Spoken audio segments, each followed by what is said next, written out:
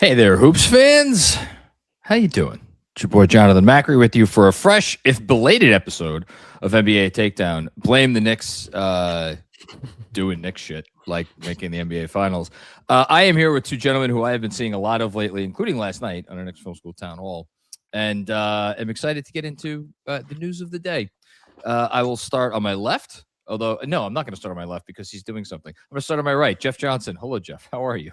What's going on, man? It's we're winding down to the penultimate chapter of the NBA season on Saturday, and then the finale starting on Wednesday. It's exciting. It's exciting times. It is exciting times, and it's weird. I don't know. We'll get into this in a sec. It's weird to have your team still be playing and be playing in the last game of the season. Shawn, when's the last time a team that you rooted for played until the last game of the regular season or of the postseason? Of the postseason, well, I would say in soccer, I saw my team play the Europa League final, which was last year. Okay, so I that's also recent. saw my team, and I also saw my team play in the Champions League final in 2019. Before that, it's Super Bowl 47, which is 2013. That's Ravens Niners when the lights went out. And you want to talk about a belt to ass performance that would have happened if the lights didn't go out? But yo, that was an all-time cooler. That was an all-time cooler because boy, it was getting spooky out there. That the lights weren't the only thing that blacked out that day. I was managing a bar that night. Oh man. Yeah. And I was not doing a very good job of it. John, one day you and I are going to sit down. We're going to tell our stories of our salad days because I feel like we have some stories that we can share that are like amazing. And I bet Jeff's stories would beat all of ours combined. Me and Jeff have a lot of we have too many. That's what it is. It's like Charlie Murphy and then us in terms of stories, bro. Yeah, good times. And now we're all old dads. But that's fine. It's cool because you know why? Our basketball team's playing in the NBA Finals, which is very cool. Shout out to the Knicks for not losing a game for shit. The last time they lost a game in April? April 23rd. The last time. My goodness gracious. They haven't lost a game in over a month. This is insanity. Like shows have premiered and ended their seasons. I was about to say, this is enough time for like a limited series to have its entire run. Yeah, I mean, shout out to Spider Noir just dropped. They dropped the whole season at once, so that's kind of cheating, but still. Have not watched it yet. I need to. Yeah, everything's on the back burner until the finals are over, bro. Everything's on the back burner. Nothing else matters. Shawn, what were you saying? They're going to go the entire month of May undefeated. That's insane. The entire month of May. Because their last goal was April 23rd. Yeah, I can't imagine. And the final started June 3rd. Is the last team to go undefeated in the month of May, is it the 2017 Warriors or did like this? Or did the because did a recent Celtics team like lose a game in the first round and then I don't know, I'm forgetting my recent NBA history. In any case, we'll get back to the Knicks in a bit when we talk about Mitch because we have some more clarity on his situation. First, let's talk about last night, which was an incredibly boring basketball game in which the Spurs took care of business against the Oklahoma City Thunder in San Antonio for a series between two teams that everybody seems to think are one of the winner of the series is going to be the automatic NBA champion. And like the greatest thing since sliced bread. Since game one, this has been a boring series. Am I not right? It's not. It hasn't been the absolute war that people think is going to be like this high stakes, high level basketball. It's been like, put you like this: the minus 9.5 that I've been doing for the playoffs has hit 7 games in a row. That's insane. Yeah, we were offered cinema, and instead we got a blue movie. Straight to DV, straight to video. It's like one of those red box titles with starring like Bruce Willis or shout out to Bruce Willis. He was once great, but yeah. It's the Marine with starring the Miz. It's all his 5 or 6 or 7 series. We were expected 7 games of what we got in game 1. That's exactly it. Yeah. That's what it. Game 1 set the bar. It's like you can't. It's The Godfather right now. Yes. Everything else is like, it's like, damn, at least be Godfather 2. Everything else is a blowout. You know what I'm saying? Everything was Godfather 3. Yeah, everything is Godfather 3, to be completely honest. It reminds me a little bit of Wolves Nuggets from 2 years ago, which went 7 games, and obviously the game 7 was a classic with the Wolves coming back from 20 down to beat Denver in Denver. I'm just gonna say flat out, like, I don't. Going into game 7 tomorrow night, which obviously we're all going to be watching very closely and you know, seeing who the Knicks are going to play in the finals. I don't have a read on this series at this point because I feel like hold on, let me get my Cleveland Cavaliers 3/4 zip up. I feel like a lot of it is coming down to shooting luck. Like, it just seems like the teams that are making shots are the teams that are winning these games, which probably a very overly simplistic way of looking at it, but that's just what it feels like.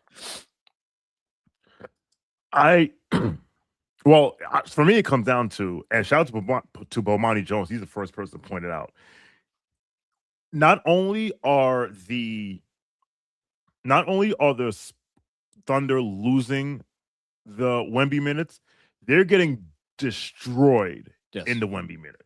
And that's why I think game 7, Wemby might play 45 minutes. Like, because at this point, it's when I looked this up last night during our town hall. I looked this up last night. I'm going to pull it up here again.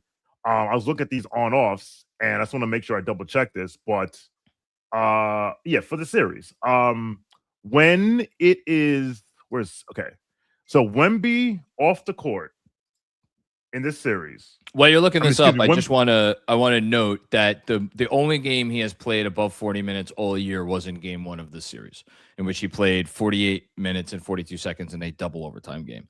So out of 58 possible minutes, he sat for 10, or a little bit, actually closer to 9. Okay. In this series, when he's on the court, his net rating is 11.1. Yeah, there you go. They are a plus 57 when he's on the court. Their offensive rating is 115.2, and their defensive rating is 104.1. And I actually think last night made the difference worse, because I'm pretty sure I looked this up earlier in the season, and it was even a wider gap. They cannot win. They're winning the non-Wemby minutes, and they're also Shea is also not winning his minutes also, partially because he's on the floor when Wemby's on the floor. So I'm going to go through Shea real quick because I think it's actually more instructive to go game by game. Game 1, which the Thunder lost by 7, they were a minus 15 in Shea's minutes.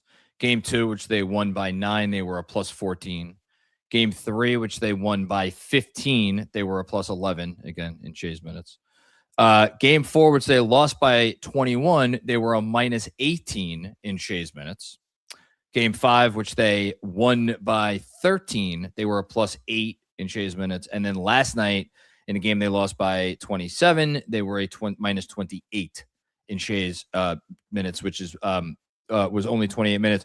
By the way, if I have to fucking hear, excuse me, for any young people watching, one more word next regular season about this Fakak 20-point streak.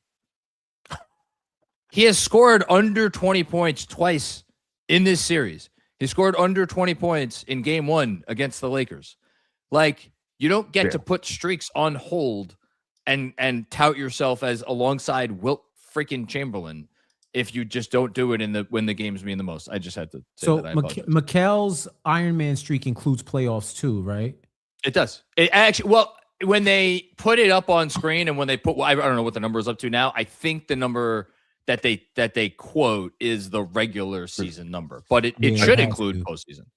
Because I think if you include postseason, AC Green will never get caught. I don't think he'll ever get caught. But I no, think Mikal's gonna catch him, dude. I'm just gonna say that right now. Yeah. I hope he does. That he's our Cal Ripken right now. so I hope he does. Yeah, I'm with you, John. I honestly don't know what's going to happen. I do think that Game 7 is going to be closer to Game 1 than any of these other games. What this series reminds me of, I had to look it up to get it correct. And of course, I clicked it off, but I remember it. Do y'all remember the longest Wimbledon match ever? Oh my God! John Isner and Nicholas Mahut in 2010. Oh wait, no, Mahut in 2010. This isn't the one I was thinking of. I was thinking of some major final that took place about. Oh my God! Closer to 20 years ago between Federer and Nadal. Federer and Nadal. Yeah, that was a long one. But this one was like 11 hours and 5 minutes, went over 3 days. Because of their rules on how you score points in the fifth set, it's like if I hold serve, then you hold serve, then I hold serve, then you hold serve. We can just keep going back and forth until somebody breaks. That's how this is looking. This is like Isner Mahut, because it's like one team gets blown out, then the other team gets blown out. Then we go home, and then you get blown out, I get blown out. It's almost like they're passing it back and forth. Now, Game 7, if we follow that logic, then it would be an OKC blowout. But I don't know if that's actually going to go down, because to Shawn's point, ain't nobody sitting, bro. Ain't nobody sitting. Like, you can't sit. This is win or go home, and you got to play. J-Dub is not J-Dub. He's like J half. No, he's not. Like the dub is gone, right? He's a U. It's no W. It's a U. He's a U. He's lost half his dub. Like he looked messed up. He was out there on some. I'm trying to give my guys some run and show that I can play, and he scored 1 point. I think he played like under 15 minutes. He scored like 1 point. J-Dub scored. I think it's 2. He finished 1 field goal, if I recall correctly. Whatever, it was a very small number. Is what it was, and he did not make an impact on the basketball game in a positive way, at least. Wait, he only had 1 point, John. The Will had 4. I'm looking on. Shout out to Pippin. I'm looking. Yeah, it's 1 point. Yeah, 1 point, 0 rebounds, 1 assist in 10 minutes. Nah, I mean, there's how many Jalen's are here? Like, I get it, but it's like you got no AJ Mitchell, you got no J-Dub. Y'all gotta go out on your shield. I don't know if we can use the vaunted Thunder depth. I know the Spurs can't. Luke Cornett might get a cup of coffee out here. Like you gotta, unless they run double bigs. Like Wemby cannot sit. The numbers tell you Wemby cannot. This Game 7, he has to play 40's the minimum. The minimum. And I think he has to break that. This feels like I don't know if you want to go to JJ Redick as your reference or Tom Thibodeau as your reference, but like I think there might be need to be 2 or 3 Spurs that play at the very least the entire second half. You know, and in terms of Oklahoma City, like I think part of the issue with OKC is, like, there's 2 guys that you would say through this point in the series. I think this is actually probably the biggest issue. There's 2 guys at this point in the series that you would say you want out there for 100% of the time. One of them is SGA, just because he's SGA, and I just pulled them up. His numbers in this series right now, he is shooting 40. He has a 40 effective field goal percentage, 40.5. That's atrocious. Like he is 6 for 23 from deep in the series, 26%.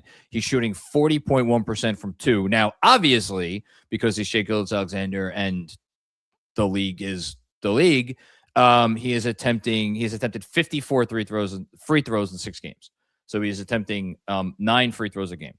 So that has propped up his efficiency a little bit, but like he's not hitting shots. And then the other guy who you say you have to have out there is Alex Caruso. And like, I'm sorry, but if you are the greatest team since the 96 Bulls or whatever, and you are deathly reliant on Alex Caruso, that's probably a bad sign for your championship equity, is it not? I I'm glad you brought that up because someone should bring it up. We have to hear about how their depth is this and that, and then if they lose someone, they just plug someone else in, and it'll be fine. They'll pick it up. And as I said on the town hall last night, yeah, AJ, and I don't think we're going to see AJ Mitchell the rest of the series, but yeah, AJ Mitchell was cooking when it was against Phoenix and against Luke Kennard. In fairness, why we got to be fair? They have, in fairness, they. In fairness, they have calling him Jalen Brunson, bro. Well, we gotta pump the brakes. Well, that was always. I mean, come on. If we at the after this postseason, we should do a top 10 ranking of silly shit that has been said throughout the course of the playoffs. They had 3 shot creators and they've lost essentially 2 of them. Now, if you want to tell me they had 3.5 shot creators and the half, Chet Holmgren, has been glass half empty more than glass half full, I think that's fair. And then obviously we have Shea. I mean, from that perspective, given the fact that 2 of those guys haven't played, Chet has wildly underwhelmed, and Chet has wildly underwhelmed, and Shea has like pretty much underwhelmed. The fact that it is 3-3 maybe is a testament to them, and like the fact that they're this far in the series and they have their top, like that portion of their roster has not performed. I don't know what you want to do with that. I will just say, in terms of some recent history, can you guys name off the top of your head the last 7-game series in the Western Conference Finals? Warriors, the first one that pops in my. That's correct. Yeah, Jeff got it first. Warriors, Rockets. The 27 missed threes, right? Exactly. So that game was marred by the Rockets missing 20. I think it was 26 or 27, whatever it was. Missed threes, and they still only lost by 9 points. Can you remember the one before that 7-gamer Western Conference Finals? Oh, 2016.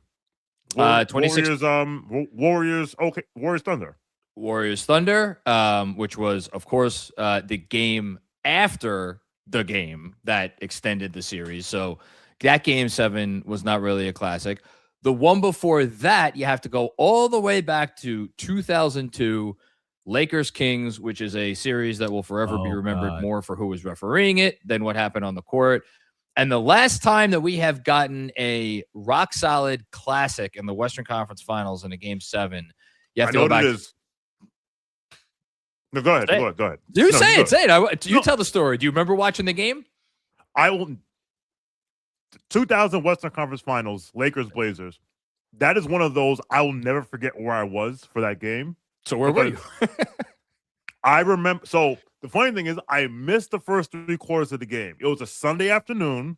I remember I walked into my parents' house. This is 2001. 2000. I was 19. I walked into my parents' house. I turn on the TV we had a little TV in our kitchen, and it's 8.5 minutes left. Blazers 75, Lakers 60.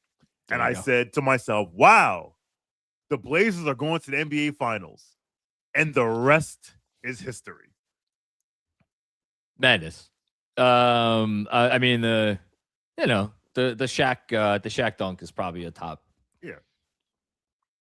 I don't know. Is that a top 5 clip of all time in the NBA? Top 10, definitely. In playoff history, because and people forget, Kobe broke Scottie Pippen's ankles terribly before he goes like pop up and breaks Scottie Pippen's ankles, and then he throws a lob because at that point, once that alley-oop happens and you see the look on Shaq's face, I think everyone was thinking at that time, the Lakers are back. And this is the beginning of the dynasty because, the super friends, as I used to call the Trailblazers, they were like, "Oh, well, they got too many guys. They're too deep, whatever." And got them out of here. Yeah. Eastern Conference, we've had some more recently. 2022 and 2023. Celtics Heat. Second one went to the Heat. First one went to the Celtics. That was that Jimmy Butler shot at the very end of. Game 7. Regulation in Game 7. Yeah, regulation. That missed. We had Cavs Celtics in 2018. That was kind of anticlimactic. That was that Celtics team that kind of overachieved. Heat Pacers. That's a Jeff Green game. That's a Jeff Green game. That was Cavs Celtics. That's the Jeff Green game. That was the game that every Jeff Green fan had been talking about was going to happen for his whole career, and it happened. And then it's crazy to say this, but the two Heat championship teams both had to go to Game 7 in the Eastern Conference Finals, once against the Celtics and once against the Indiana Pacers. So those are all of the game sevens from the last 20 years in the Eastern Conference finals. I hope we get a good one. I hope it goes to 8 overtimes. Play. Everyone plays 80 minutes. I've already bet the under because game sevens usually go under. Because teams they play conservative, they play tight.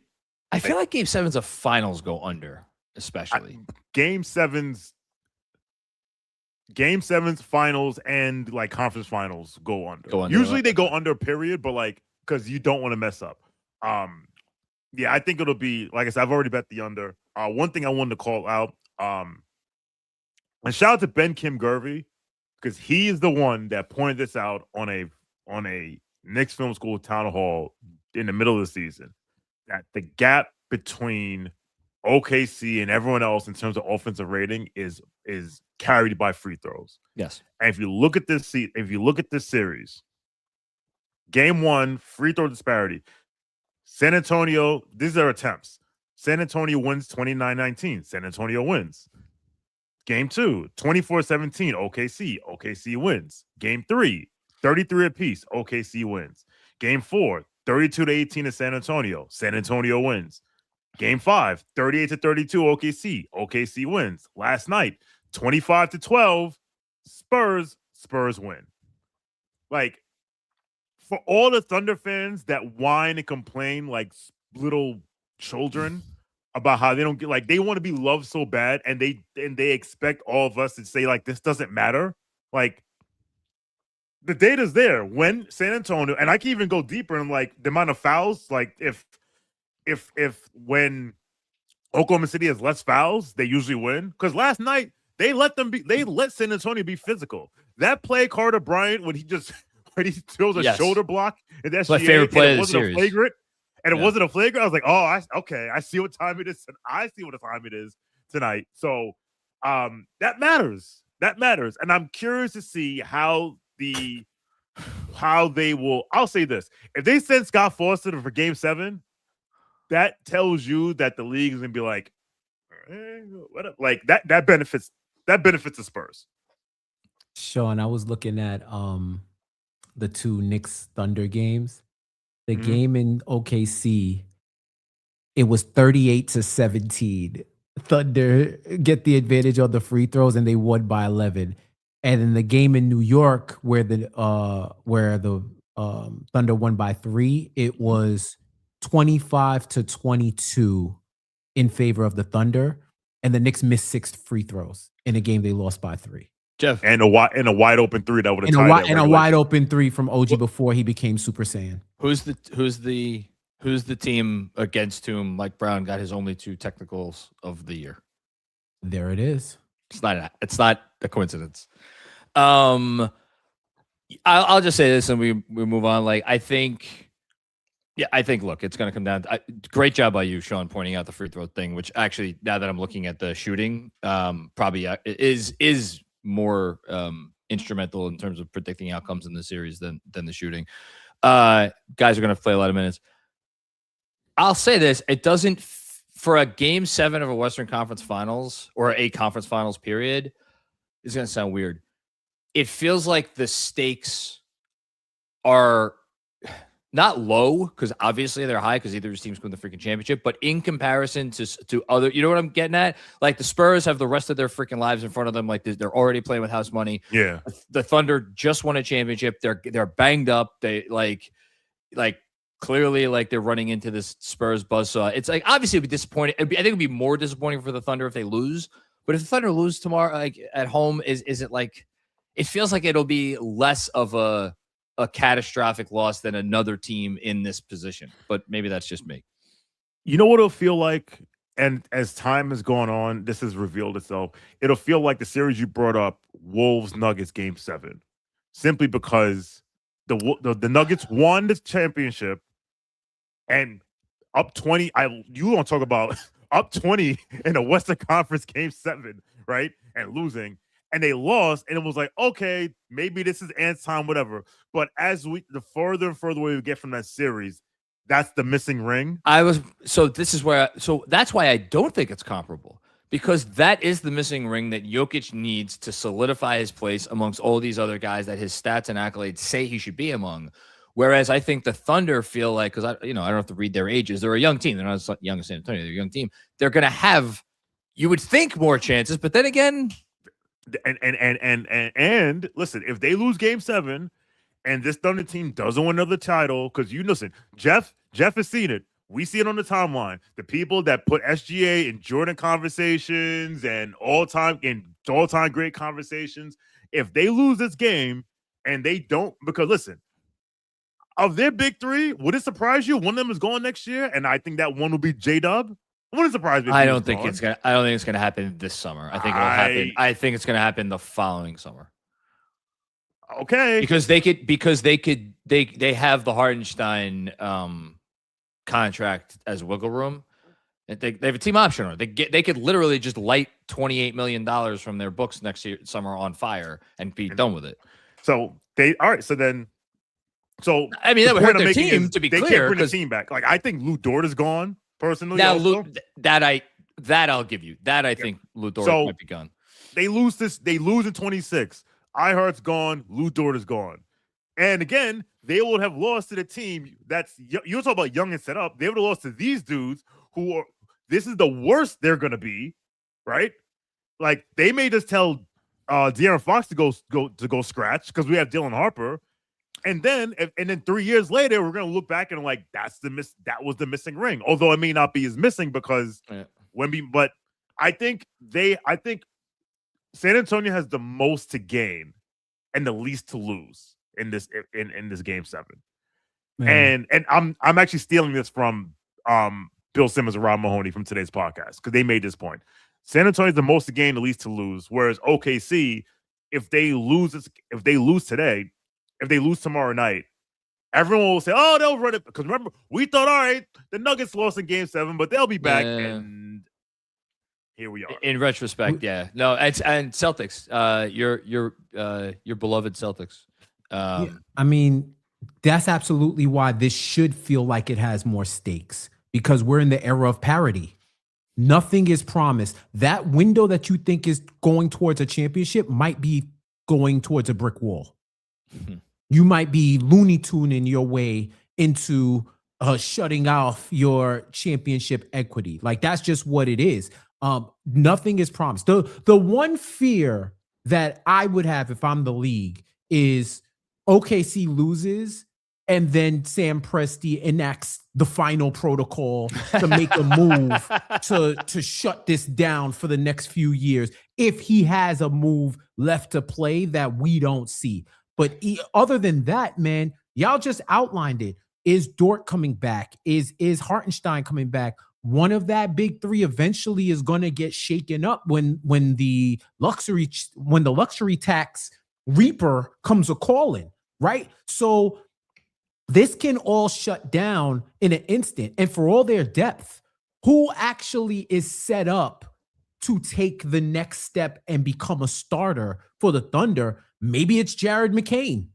Maybe it is him, right? Maybe he's the guy that gives them more flexibility for what they want to do with their starting five. But what I'm saying is we're talking as if these spots are guaranteed. It's not like 10 years ago. It's not like 20 years ago where you could pencil in the same type of contenders and say, well, at least they're guaranteed to go here. Look at how everybody gassed the Celtics. Yes. They were out in the first round. In the first round, right? And we don't talk about injuries. There's so many uncontrollables that can happen that if you get here, look at Brian's point here. You have to do it. You have to win because we don't know what tomorrow's going to bring. And with Wemby, it's like exponentially so because how many years are you going to get out of this guy? You know, how many years is he going to be able? And you know what the crazy thing is, Jeff, and I know you'll appreciate this. Like, we're sitting here talking about two teams that are young, that are like unquestionably good. Obviously, the Thunder have had their issues with injuries. And we're sitting here and Shawn's talking about they might get rid of J-Dub, who is an All-NBA guy this year. And I could sit here and we could talk about De'Aaron Fox, who has the biggest contract on the team. and all of a sudden might be their fourth best player, and we can start thinking about, well, when they have to pay all these kids, he's going to be the most logical candidate to go. This is in addition to just like the age of parity. I mean, it is part of the age of parity, right?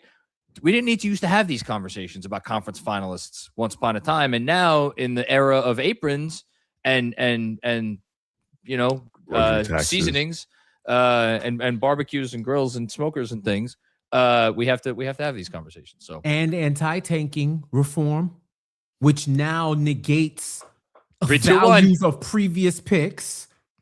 Yo, it's crazy. It's absolutely crazy. It's a seismic shift. If you get to the finals, ain't no consolation prize. Yo, win it. You got to win it. You do not know if you're going to be back tomorrow. Look at the Pacers. There is no more guarantees. None. In terms of how you lose your way back to the top, you know? Real quick, and then we'll talk about Mitch quick when we get out of here. Pro or anti the new lottery rules, Jeff? Or indifferent? I think something needed to be done. I also think they big brained this a whole lot. I think they super brained this, right? Like, I get it where you want to put your spin on relegation into the league. This is what it is essentially. If you're a bottom three team, you do not get to benefit from the league, which the biggest benefit from being bottom three in the league is a chance at a number one pick. So now they're eliminating it. What I will say is the teams that are bad are going to be bad. Like, whether they try to be exceptionally bad, they're going to be bad. I don't know if we should penalize them in that way. Now, if you want to say, hey, you can't get back-to-back number one picks or back-to-back top 5 picks, I'm rocking with that. I'm rocking with that because at some point, the Spurs, I remember the Magic when they got Shaq and Penny back-to-back, really Shaq and Chris Webber, and then they traded for Penny in that draft, right? So I feel like that's where you could have mixed it up a bit. I do think there was something that needs to be done. There's some cool things in there. I'm glad that it's only for about 4 years so that we could test it and see how impactful it'll be. Yeah. I just feel like they created a domino effect that impacts deals that were made a year ago, 2 years ago. Like, I don't know if you saw the whole Memphis, Utah scenario. Dude, I found that crazy. Fascinating. That's like, if I'm Memphis's owner, I'm raising hell. Well, they voted against it. Well, they were literally the one team out of 30 that were like, no, you're fucking us. You got to call for an amendment or something, or like, you know what would have been fair? This year, whatever picks are going to happen in the first year or this year should be grandfathered in. Yes, it should be grandfathered in. No, like, how is it that I get a pick from you, your team? You give me your number one pick. You finish last, right? You don't get to benefit from the number one because you gave it to me. I get to benefit from you being bad. I made the gamble that you were going to be bad. So I sent you a top player to get the number one pick. And now you're telling me because my gamble was correct, I'm going to be penalized? Penalize them. Don't penalize us. I forget who made the point on Twitter. Somebody made the point. They could have kept everything as is, and just that aspect of the new rules, they could have pushed a year so that the consecutive top 5 thing doesn't affect this specific thing. It could have been very, very simple. Instead, they had a representative of the league. I forget who it was, but I read the quote talking himself into a fucking pretzel. Oh, I saw saying, that. With a 0-sum game. And this, no, what you just said is spot on. Somebody's getting screwed here. And they didn't know that this was going to happen when they made that trade. That's fundamentally unfair to the Grizzlies. Shawn, unless they did know that this was going to happen on the table. Come on, don't tell me. Well, if you believe that I should say that they knew, but if you believe that the first time this was discussed was the first time we all heard about it, I got a bridge in Brooklyn. I love it. So what? Hold on. So they're supposed to When they're the phone to make this trade, they're supposed to go, well, remember we did hear that rumor about maybe down the line they might change. So maybe we shouldn't do that. Come on, you can't run your team that way. What I'm saying is because that trade was made at the deadline, right? Was it made at this deadline? It's okay. This deadline. It's a Jaren Jackson trade. Yeah. All right. I still don't. I know. I feel for them. I'm indifferent because no matter what convoluted system you have, as long as there is an incentive for teams to benefit by being bad, teams will benefit by being bad. And my biggest takeaway from this is these knee-jerk reactions happen. What do I say all the time? Happiness equals reality minus expectations. When the team that we don't want to gets it, or when the teams that we don't want to benefits, like, you know what's gonna, like, this is gonna happen. And with sometime within the next 3 years, like, for example, I don't know, let's say do the Knicks own their own pick in 29? I think that goes to Brooklyn. No, that goes to Brooklyn. Yeah, 27, 29, 31. That's correct. Yes. What if the New York Knicks just happen to have a 500 season and they finished 9th and they pick first? Well, and people will lose their minds. And it will be like, well, and then it will be like, we have to change it again. It's going to happen to the fucking Lakers. Yeah. That's what's going to happen. They're going to be a play-in team. They're gonna get the 9 or 10, right? They may not make it out of the play-in or the 8, right? I think the 9 and 10 get the 8th pick. It is 16 teams are in the lottery. So that means, but I think 9, 10 get better. I'm not. Yes, better odds, but that's what I'm saying. It's going to be a legacy team like the Lakers or the Celtics so a big market team is going to be in that scenario, and they're going to get the number 1 pick, and people are going to be waiting until 2029 to get that shit out of here. Actually, I'll say this: one, it's the 9 and 10 get 1 ping pong ball, and the loser of 7-8, which means, in theory, you could lose the 7-8 game, make the playoffs, win the championship, and have a bowl in the lottery. In theory. In practice, probably not going to happen. Watch this shit. Imagine, again, we're throwing all kinds of crazy scenarios, but are they that crazy? Imagine there's a scenario like this year, where a perceived stronger team is at number 2. I'm talking about the Celtics versus a team at number 1 in the Pistons. And the team in the 7-8 game,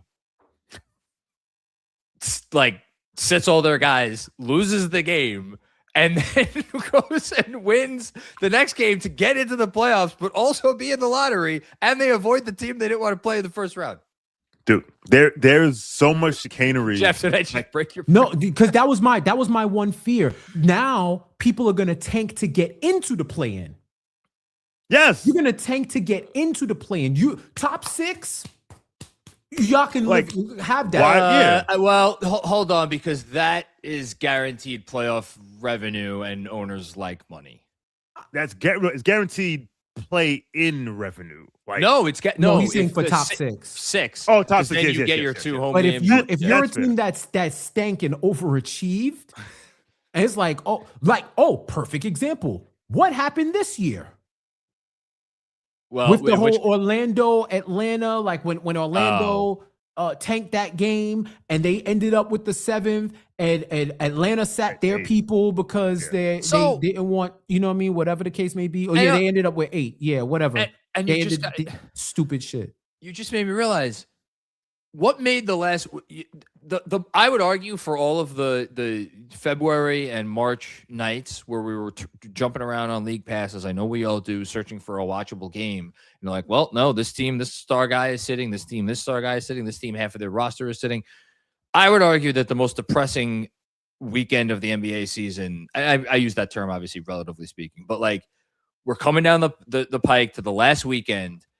And we're sitting there on Friday night and Sunday, and it's like, great, there's all these races. This should be the best weekend of the season, and no one's trying to win any fucking games. This reform does not change that at all. Unfortunately. Dude, I'll say this. It's not, Jeff, it's not the it's not the big market teams that will benefit. It's certain big market teams. Because guess what? If the Lakers get the number 1 pick, of course, there are going to be some people that's complaining, but there's going to be most people like, oh, well, it's the Lakers. It's what they did. Because remember, I'm old enough to remember when the Knicks had the second best odds in 2015 and dropped to 4, and the Lakers jumped to 2, and no one felt sorry for the Knicks, and no one was complaining about the Lakers. It was like, hey, the Lakers, they got to save their pick. Ha, ha, ha, ha. Like, it will be like if a New York, a Brooklyn, a Chicago, a Clippers, a Miami. Although Miami's not really a large market. People think it is. They just, but like what I'm saying is certain teams that will benefit from this. It'll be like, oh, you know, but other teams will benefit. It's gonna be like, oh my, it's the flirting versus harassment meme. I understand that, and I understand maybe in Miami, for instance, winning from like an 8th or a 9 spot, which is where they always seem to be nowadays, will maybe get more small market teams to vote the other way in 2029. I still think it's going to be the how more than the who. I think if we see chicanery where a team intentionally tanks out of the playoffs or more likely the play-in to get better lottery position, I think that's the thing that's going to be the death knell of this. That's my what they're hoping we see is last game of the season, Utah Lakers, but Utah is bottom 3 and they're trying to avoid relegation. So they have to play. It's a must-win game in the last game of the season where usually it would have just been a punt. You're right. Right. So it's like, yeah, maybe the Lakers might still sit all their people and get ready for the playoffs, but Utah has to win and someone else has to lose for them to get out of the bottom 3. That's really what they're trying to encourage. Now let's see if the schedule bakers can cook with this. You nailed it. The biggest benefit, and I will say this will be pretty cool, is coming down. Let's say that there's 5 different teams in the race for the race to avoid the bottom 3 spots, right? Mm-hmm. Looking on the NBA schedule and be like, oh, who's this crappy team playing tonight? Oh, they're playing this team that actually needs this win. I'm going to tune into that game. That's a pretty big benefit. I'll give the league that. That should be pretty cool. That'll be cool. I think in terms of tanking, I agree with you, John. I don't think you'll see teams tank from 6 to 7 because that's playoff I don't revenue. think you will either. But what you will see is if I'm 8th and if I could tank to 9, because you get the playoff game, you get the home game if you're the 9 seed and the 9-10, and you get the lottery ball. You know what? Last thing on this, what the league needs to do, and they included it in the proposal, so they're giving themselves the ability to continue to do it. They actually have to enforce the rules that are already on the books. Like if teams are involved in engaging in chicanery, just enforce the rules and do whatever you need to do. And the fact that they actually wrote it in there, like we can futz around with a team's draft spot if we feel it's warranted because they're fucking around. Do it. Hold the team's feet to the fire. You know what they need to do? It'll never happen. They need to abolish the draft. Well, it's simple as that. We'll all be. It's not going to happen because it's MAGA levels of hysteria about all the good players are going to go to the Knicks and the Lakers. Oh, we can't have this. This is like, come on, yes, because every single player, every single number 1 top prospect in college is going to sign with the Lakers or the Knicks. Like, come on. But it's like we don't need a draft, people. We don't need a draft. I agree. There would be a way to do it, but they're never going to do it. All right, let's head on Mitch real quick, and then Shawn has some stuff he wants to get off. Have you guys ever broken a finger? Never broken a bone. Good for you. No? Yeah, neither have I. I was looking at something DJ said earlier. Shout out to DJ Zulo on Twitter. It's talking about I think people are underestimating the importance of grip strength, and not only to like grip a ball, but to like grip as you're trying to like box someone out, which is something that Mitchell Robinson's going to have to do. I also saw, for anybody who missed it, in Street Clothes, Jeff Stotts, great account, had tweeted like the closest recovery on record for this is like 14 days. And it seems like Mitch is trying to trying to beat that. Now, of course, we don't know when he had the surgery because the surgery wasn't reported until several days after it happened. Shout out to. I heard it was. I thought I saw a report it happened on Monday. I thought I saw this. No, I'll double check. Wait, hold on. No, it didn't happen on Monday. They played on Monday. What I saw was the timeline may be whatever happened on Monday. He got injured on Monday, had it on Tuesday, and then they announced it yesterday. And then yesterday they announced the injury. Today they announced that he had surgery earlier in the week. Yes. So I would be hard pressed to believe that it broke in game 3 and he was just chilling until game 4 because it would have swollen up. So, I think, and look, what made yesterday so weird was one, it was Mitch. So we're all, I won't speak for you guys. I assume he was out fucking trying to catch snakes or something and got his hand jammed in a trying to put D's on his truck. I know you was messing with that damn truck, Mitch.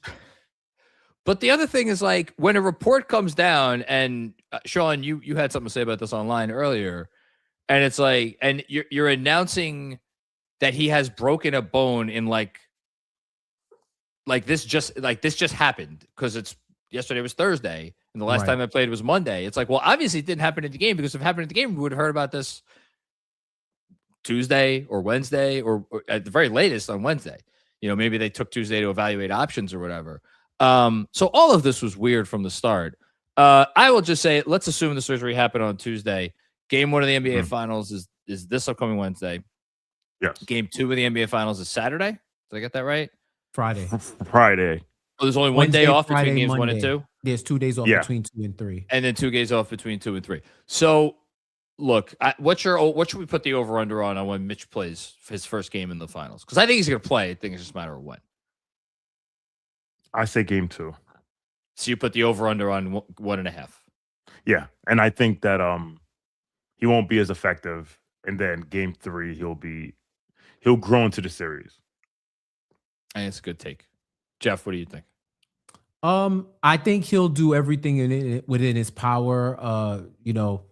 So your Macri bomb, saw the CP cannon on that said that he has full range of motion. This reminds me of a wrestler, Bianca Belair, who had a finger injury too that she suffered after WrestleMania. It took her a while to get the surgery, but she finally did, and she immediately was performing those hand exercises to get range of motion.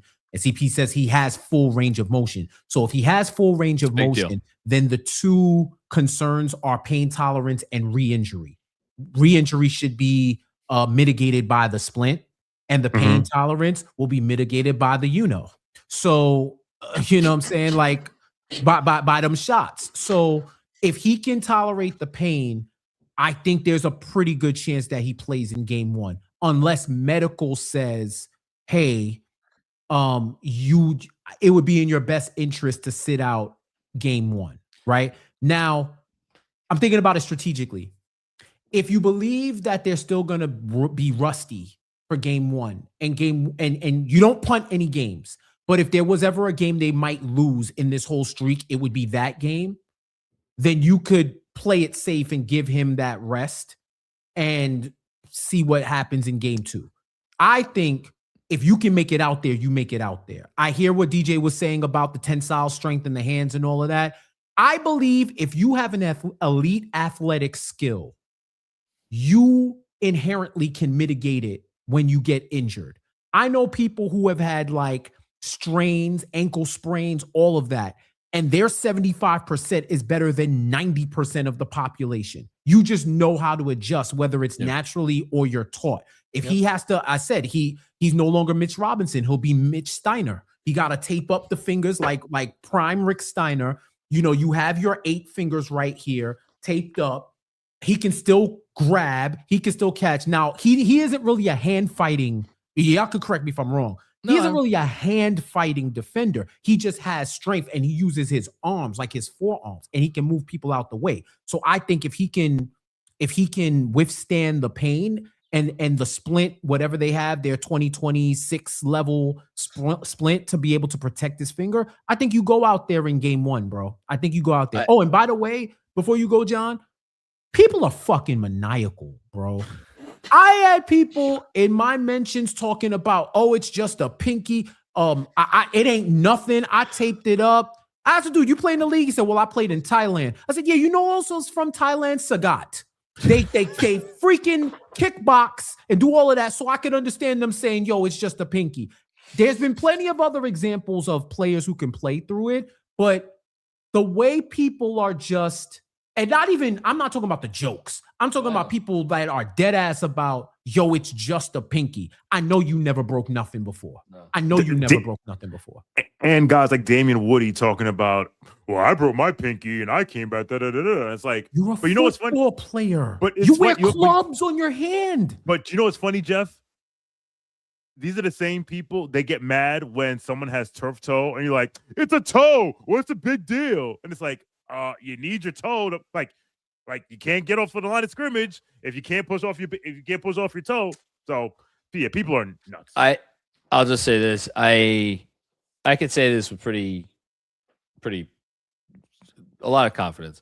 I genuinely believe that Mitchell Robinson cares about winning this championship as much or more than anyone else in that locker room, because I remember, I think Fred said this on the pod, talking about how like devastated Mitchell Robinson was at the end of the playoffs last year.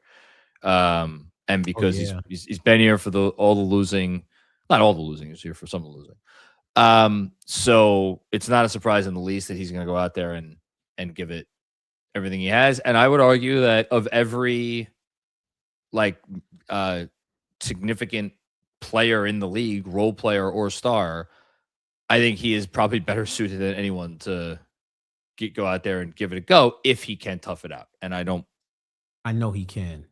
And I believe he can. He'll try. Here's my one concern. Hack a Mitch. You just got to get him out of there. My wife said to me this morning, but what about free throws? I'm like, he's shooting 17%. So, yo, imagine if this forces him to cook. To go underhand? Dude, it's not nuts. It's not nuts. I don't know if he's ever practiced it or fucked around with it before. I don't know if a guy that drives monster trucks is ever going to. Yeah, I mean, it's not good for the brand, but it's not good for the brand to be doing the Rick Barry.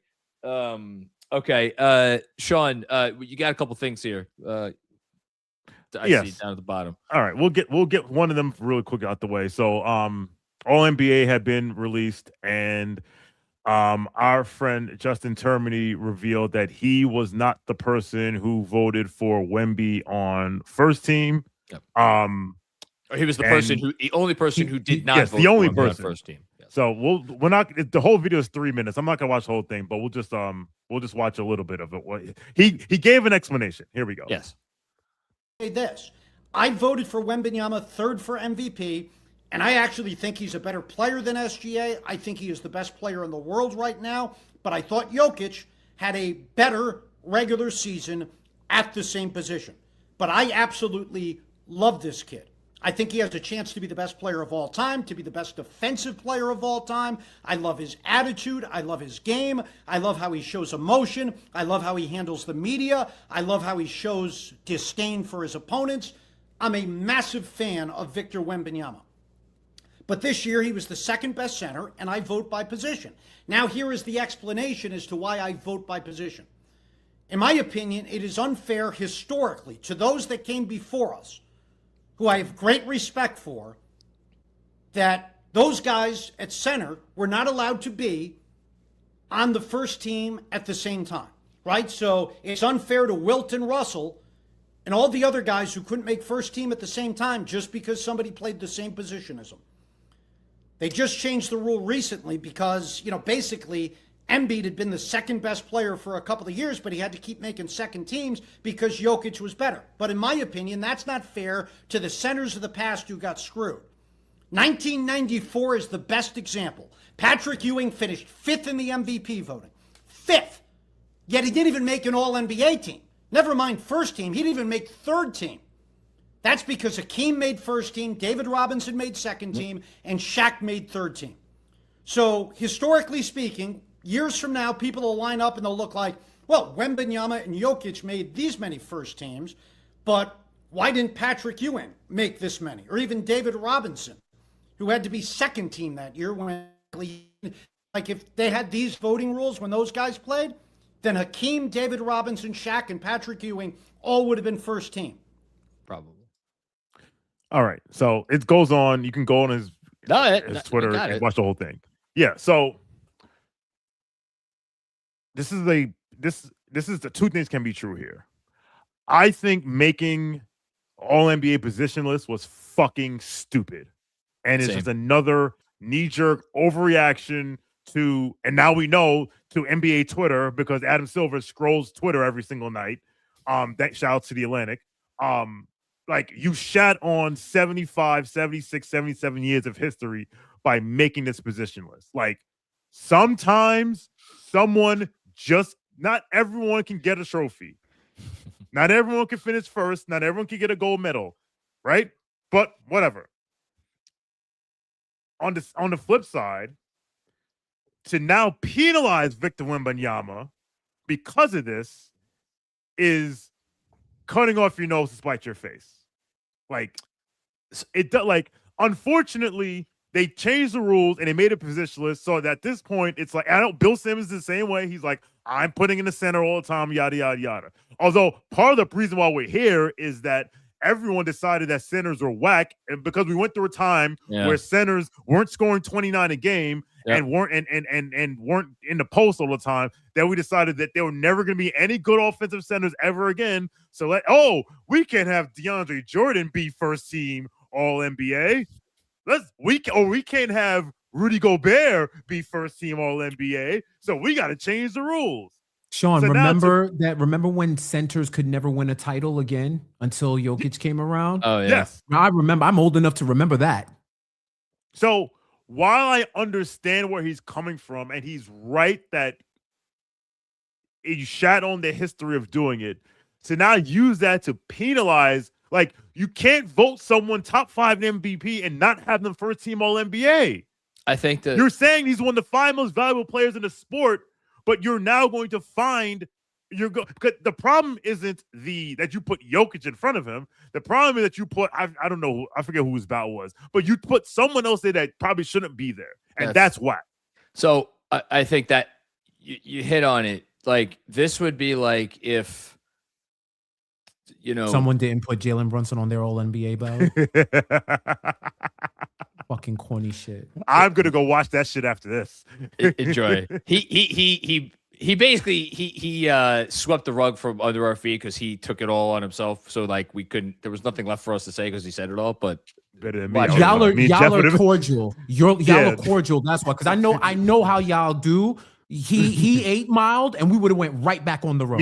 Me and Jeff right back on the road. Right back on the road. And Kevin O'Connor, anytime.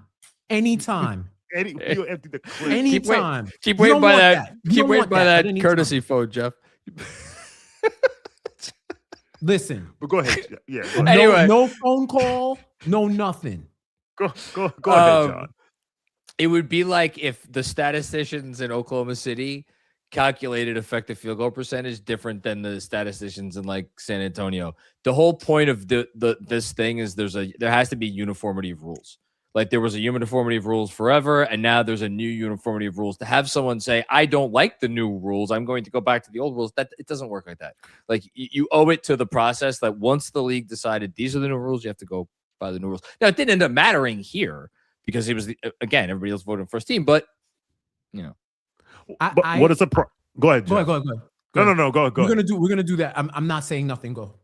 No, I'm just saying, what a surprise that Justin Termini and Bill Simmons decided to make up their own criteria, because they're the same people that decided that Manuel Quickly should have won 6 Man of the Year because he played too many games. They made up that rule, and I got everyone on board with that. And to that point, I appreciate where he was coming from. That's why it's so hard for me to be like, yo, you're still wrong. It's almost like, when your kid is smarter than their age proceeds, and they're like, yo, you're making a good point, but this is the other lesson.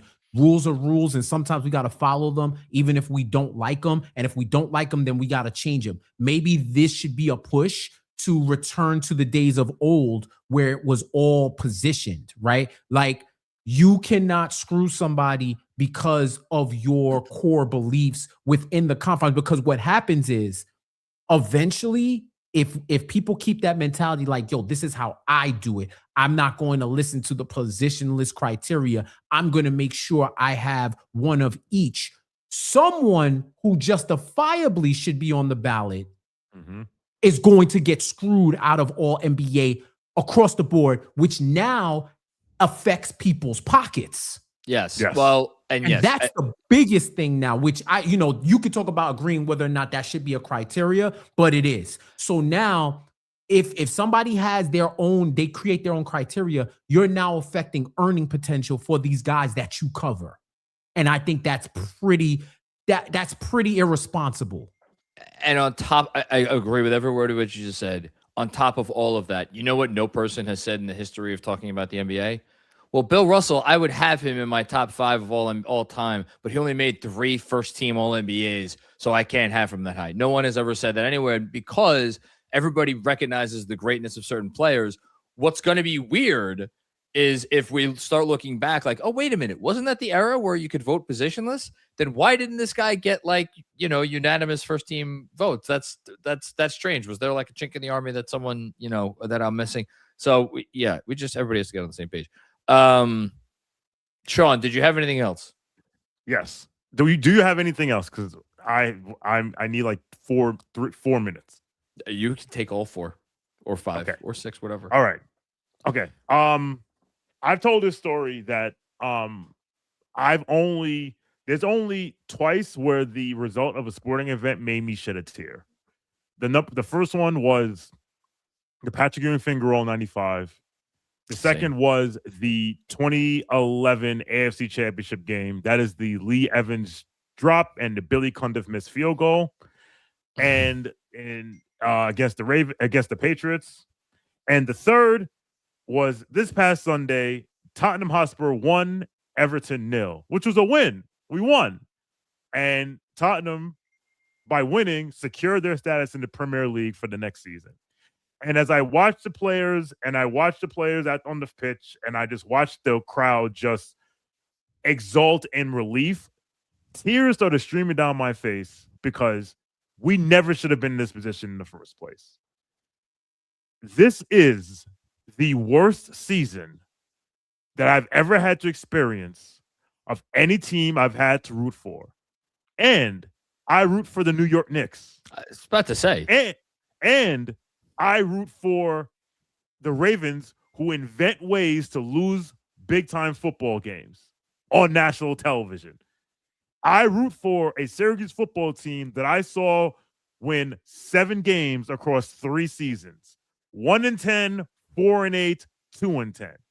And again, I root for the New York Knickerbockers, which I saw go 17-65 twice, and in both those instances, did not get the number 1 pick in the draft. But at least they got the 4 pick in one of those years. And at least they got the 3 pick in another year. There was something that they could say, well, this sucked, but we had this. For Tottenham to finish 17th, you get nothing. There was no payoff except, oh, thank God we don't go down to the championship. I was about to say, so is that not a positive? I don't follow soccer, so I don't understand this at all. I'm gonna give you the equivalent. Okay. Imagine you're a Knicks fan. And the Knicks again are 17-65. And the 3 worst teams. Game 82 against the Hornets, and if the Knicks lose this game, they now have to play in the G League the next year. Which also means that, hey, one of the advantages of being in a big market is that you're able to generate more revenue, do more things. Well, guess what? James Dolan cannot charge the same amount prices for tickets if the Knicks are playing the South Bay Lakers or Raptors 905. Or the Erie Bayhawks. And football, and I'm saying football for the purpose of this conversation, football, there's no sport on the planet where money matters more in winning and what you can do and how you can sign players than world football. Okay. And Tottenham Hotspur are the 9th richest club in the world. Not in England, not in Europe, in the world. There is no world where the 9th richest club that plays in the richest league in the world should finish 17th, not 1, but 2 years in a row. This is fantastic stuff. Every single footballing person in that club should be fired. And that includes the CEO, Vinay Venkatesham, who we got from Arsenal. That's all you need to know. Or the sporting director, which is the equivalent of basically your head of football operations, Johan Langer, who's a glorified scout. Like, it is fucking practice. You know what's the equivalent of? It is the equivalent of, and I'll give a little history lesson. If James Dolan bought the team in 2001 and made Steve Mills the president of operations, and Steve Mills said, hey, we're going to build a new Madison Square Garden. We're going to build the best training facility in the league. We're going to build the best arena in the NBA. We're going to build the best everything. And we're going to have great marketing. And then all of a sudden, he decides, but he doesn't do enough to get them to win because he doesn't want to spend money. And then James Dolan gets rid of him and replaced with someone else. And the Knicks literally go in the toilet in a salary cap league. I will close by saying this. This should never happen again. I hope this will never happen again. But the reason why it should never happen again is because of this. So I have a video here. Okay. I'm going to show.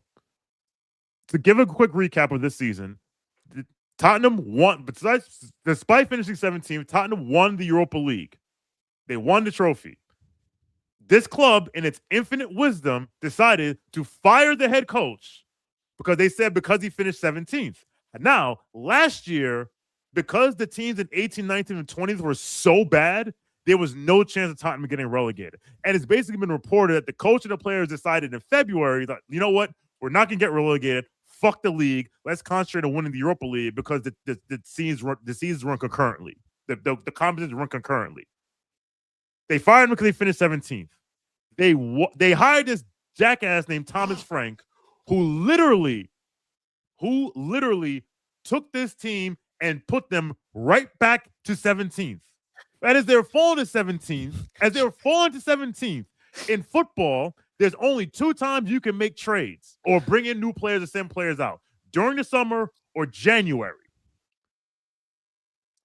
They let January come and go, and this club brought in 2 players who they kind of really didn't need. And then when the transfer window closed, the sporting director puts out this statement, video that says, we didn't buy in January, we didn't do anything because we didn't want to panic.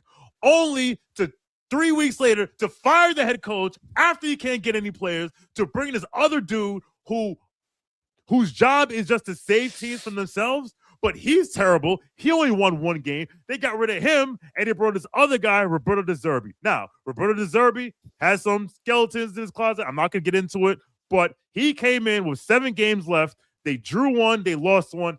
They had 5 games left. He said, we can win all 5. They won, they drew, they lost, and the final game they won. Said he won 3 of the last 5 games, and that kept them stay up. Now, the video I'm about to show you here is after the match, when the players on the field and the fans are relieved, but this is what it looked like after the game. And they're going to show De Zerbi, and look at De Zerbi's face. Who's De Zerbi? What? De Zerbi is our new head coach. Okay, He's the new head coach. So this is like his 3rd home game. Just watch his face. He's the guy in the black shirt.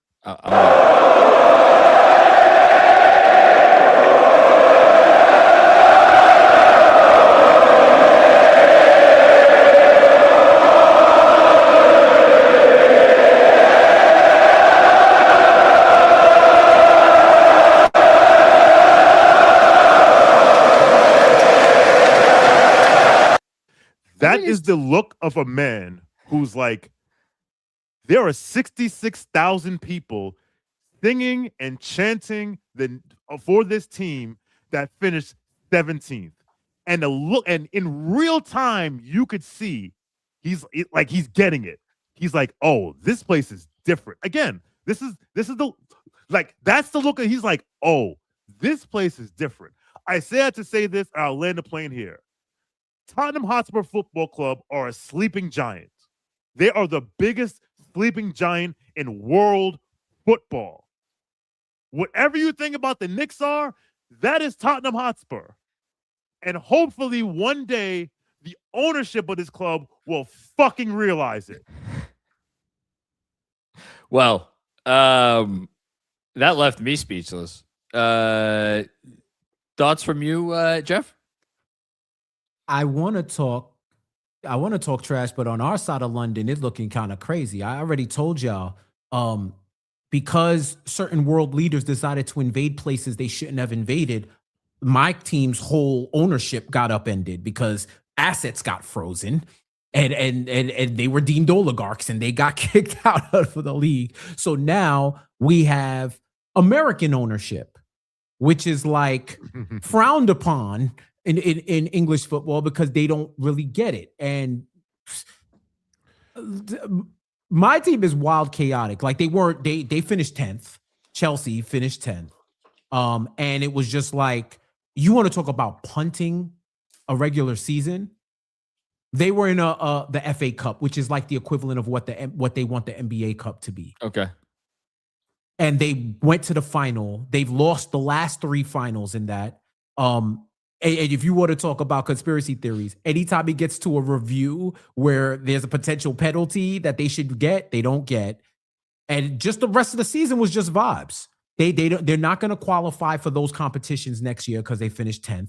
In a league where 8 of the teams qualified from some form of European competition, they did not qualify. So I cannot bask in this because they're a couple of blinks away from being in that position. I wouldn't wish relegation on my worst enemy. That's the one thing I will say. I wouldn't wish this on there was a time where I told myself, the only people I wish this on were Arsenal fans. I would even wish it upon them because they would absolutely melt down. No matter what, a relegation scrap is worse than whatever you think the worst outcome for your American football, for American sport is. John, it got so serious that I had to ask the world, no, time out. We really want this to happen? They cannot. I was like, they cannot get relegated. Oh, and everyone wanted it to happen. I was like, yo, what? Because I'm not that hardcore with the rivalries, but I was like, no, guys, is this really going to happen? Like there are implications that I don't think people really realize about that. But all this conversation has done is made me, in case I ever had a second thought about caring about soccer and like picking a team to root for, I'm not ever going to do it. No, you don't have the time because you sound utterly miserable. You shouldn't. Yeah, no, it's not going to happen. But then again, you root for the Knicks. So hey, listen, who are in the NBA Finals? On that note, predictions for tomorrow night. Shawn, who wins? Spurs. Jeff, who wins?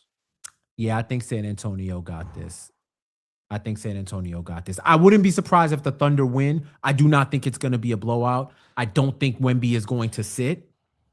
And I think these guys, I think the power of hate will help boost San Antonio over them in Game 7. They won on that floor already. There's no level of intimidation. Them guys smell blood in the water. I wouldn't be surprised. So as soon as the game ended last night, shout out to our friends at Fanatic Sportsbook, I jumped on Spurs plus 4.5. They're now plus 3.5. Mm-hmm. Spurs minus 9.5. Let's go. I'm gonna make it 3 for 3. I don't know. Wemby. Wemby's gonna play 45 minutes. The Thunder don't. All right. I ain't a body language doctor. I ain't none of that. But unless they're at a level of calm where they're like, man, we got this in Game 7, because they've done that before when they've gotten beat in a game before Game 7. You know, the whole SGA smiling and doing all of that. It just felt like they had a level of calm where they're not panicking. There's something different in this series where I look at their body language and I'm like, yo, do y'all want this? They're a little. Do y'all want this as much as they want it? Yeah. It's the same thing that we saw in the East. Yeah. Where something's off. The Knicks, it just looked like these teams were facing elimination and there was no hunger. They almost saw it as an inevitability, like, yo, we're just going to try to save face. And they just two-hand let go of the rope. And it just looked like the Knicks every game from that game 4 on. It just looked like every game these dudes had an elevated level of hunger. And I'm looking at San Antonio, OKC, and even when they were blowing out the Spurs, I didn't see hunger. It just felt like, yo, were you just going to work and doing the job because you can, not because you love it? Chet Holmgren in this series, 12 points, a little under 8 rebounds. So I'm playing under 30 minutes. Oh, the saxophones are loading up for his narrative. 3 of 11 from deep. Man. 58% on twos. It's not great. Not ideal. Yeah, I'm picking the Spurs. Let's go. All right. Anything else before I gotta get out of here? Anything else before we go? Oh yeah, just in case. We're here now, guys. Oh wow. We're made it. Here now. San Antonio fans want Brunson. Listen, man. We've made it. Be careful what you. Well, yes. A, you've made it. B, be careful what you wish for. No, we've made it. Now we used to chant for them. Now they chant for us. Well, if he was tall, the chants would have been louder. We're not chanting "We want anybody" because we don't care who we play. Bingo, because we made it. Shawn, last word. The Knicks are winning the NBA championship. Fight me. Shout out to Hoopology_IG, who said in October the Knicks were going to win the title and got flamed by a Dallas fan who said that they're going to lose to the Hawks, and a Sixers fan because LOL, and from a Bulls fan who was glazing Donovan Mitchell and Kenny Atkinson in ways I didn't understand. And he made a great video. So check that out. Hoopology_IG on Instagram. Great video. Shout out to Hoopology. Jeff.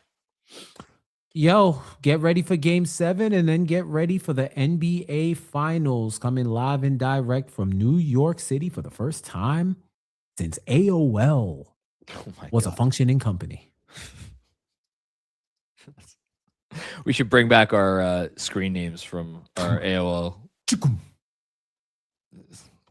Yeah, those are good times. All right, we'll be back next week. Thanks, everybody, for checking out another episode of NBA Takedown. We got all of our KFS preview content coming up as soon as we know who the Knicks are playing. I will have one interview that I am recording in about 40 minutes, dropping sometime later today. In the meantime, there's good stuff up on Knicks Film School channel. The exit interview that Andrew did was awesome with the Chase Down Pod. And anything else? I think I'm forgetting anything else. Hey, subscribe to the channel, NBA Takedown on YouTube. And we will be back with more fun and games before you know it. Peace out.